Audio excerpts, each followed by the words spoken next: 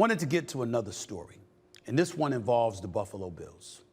It involves the Buffalo Bills losing a game on Monday Night Football to the Denver Broncos. Russell Wilson and the Denver Broncos. Sean Payton and the Denver Broncos. A Denver Broncos team that has now won 3 straight after looking absolutely positively horrific. It was quite embarrassing. There is no doubt about that. But here's the flip side. There's a bigger story percolating in the city of Buffalo. And it's the fact that they're a 500 team. They've got a quarterback in Josh Allen who is considered by many to be a star. I got news for you. Since his rookie year in the National Football League, he's committed 94 turnovers over the last 87 games. That's just horrific. He leads all quarterbacks in the NFL. Second place to him is Jared Goff of the Detroit Lions, who's at 85, who's committed 9 less turnovers. Josh Allen has been a turnover waiting to happen. The Buffalo Bills, as a result, have been struggling. And what we have to pay attention to now more than ever before is the fact that Stefon Diggs doesn't want to be there. Now, I took a lot of heat. Y'all remember the heat I took, right? When I said, according to my sources, he doesn't want to be there because he believes that the Buffalo Bills missed their window of opportunities. Obviously, he came out and spoke on behalf of his team and was denying such reports like Stefon Diggs, who's getting paid by the Buffalo Bills, who's stuck in the city of Buffalo, who can't trade himself, is just going to come out publicly and admit, Stephen A. was right. He's telling the truth. I mean, I don't want to be here. Of course he wasn't going to do that. Of course he wasn't going to do that. But he might be willing to do it now. Because you see, some tweets came out in the aftermath of the Buffalo Bills' 24-22 loss to the Denver Broncos on their home turf last night, courtesy of a missed field goal by the Denver Broncos in the closing seconds by some dude named Will Lutz, who, by the way, got a second chance, a second bite at the apple because the Buffalo Bills had 12 men on the field instead of 11. Now, you're practicing and practicing and practicing. You're professional athletes. You ain't amateurs. One would think that if you're a National Football League player, you can comprehend, you could deduce instructions from a coach to know that there's supposed to be 11 people on the field, not 12. So to make such an egregious mistake is just embarrassing, but that is what happened. Nevertheless, got a second chance, kick the field goal, they win it. But prior to that, the great Stefon Diggs, who I might add, as far as I'm concerned, was robbed in Minnesota years ago when he was the man there and everybody was trying to act like it was Adam Thielen, the other wideout. But he goes to Buffalo, and that's when Josh Allen elevated his level of play and was an absolute stud.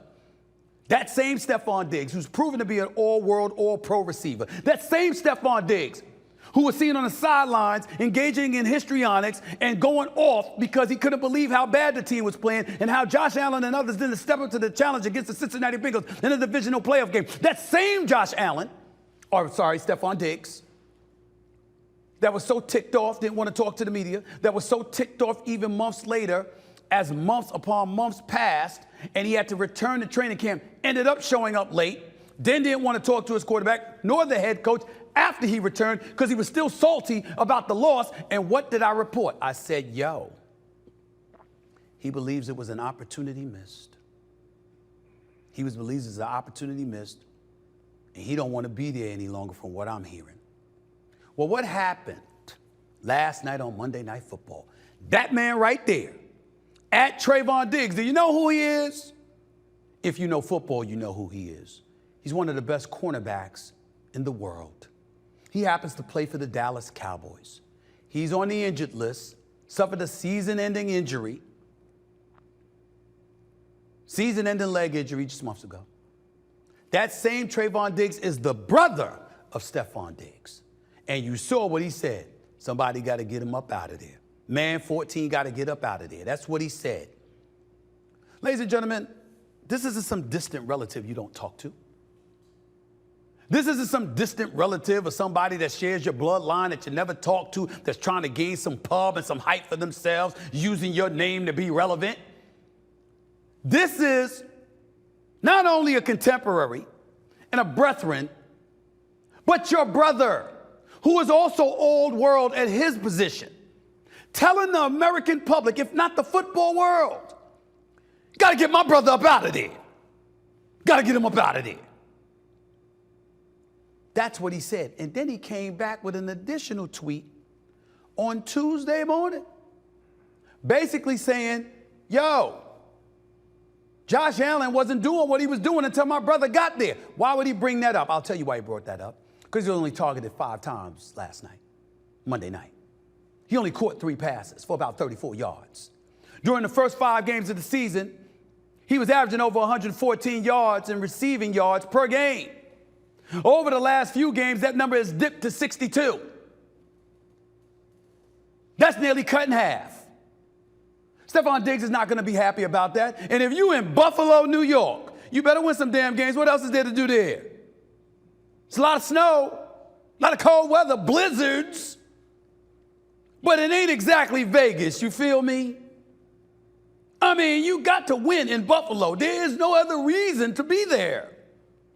No disrespect unless sightseeing Niagara Falls is a big, big thing to you. So Stefon Diggs is not happy, and we know this because his brother is saying so. Not figuratively speaking as in brother, literally his blood brother, who's in the NFL along with him, who's a star in the NFL just like he is, telling you, you got to get my brother up out of there. That's what's going on, and that's what we got to pay attention to. So all of these noise that was being made about yours truly, and Stephen A. don't know what he's talking about. I tried to tell y'all, I've been a journalist for 30 years. I know I look good. I know I don't look like the typical journalist, you know what I'm saying? I mean, then now I got this studio as my backdrop. I mean, damn, life is good. But I'm still a journalist. I still get calls and text messages every day. I told y'all months ago, I didn't say Stefon Diggs wants out of Buffalo. I said I was told Stefon Diggs don't want to be there. He feels they missed their window. And by the way, when I say he feels they missed their window, keep in mind, ladies and gentlemen, you got Miami, you got the entire AFC North, you have Jacksonville, you have Houston in the AFC South, and you got the Chiefs in the AFC West, and the Chargers haven't completely disappeared from from the whole playoff picture. So there you have it. Stefon Diggs is looking at that, and he's saying, damn, there's so many people better than us. Why should I believe that Josh Allen is going to be better than Tua Tagovailoa, Lamar Jackson, Joe Burrow, Patrick Mahomes, Trevor Lawrence, and now C.J. Stroud? And oh, let's not forget Deshaun Watson in Cleveland, because their defense is elite. They just finished beating Baltimore, and they got a chance to make some noise too. Where's the hope? Clearly, it's not in Buffalo.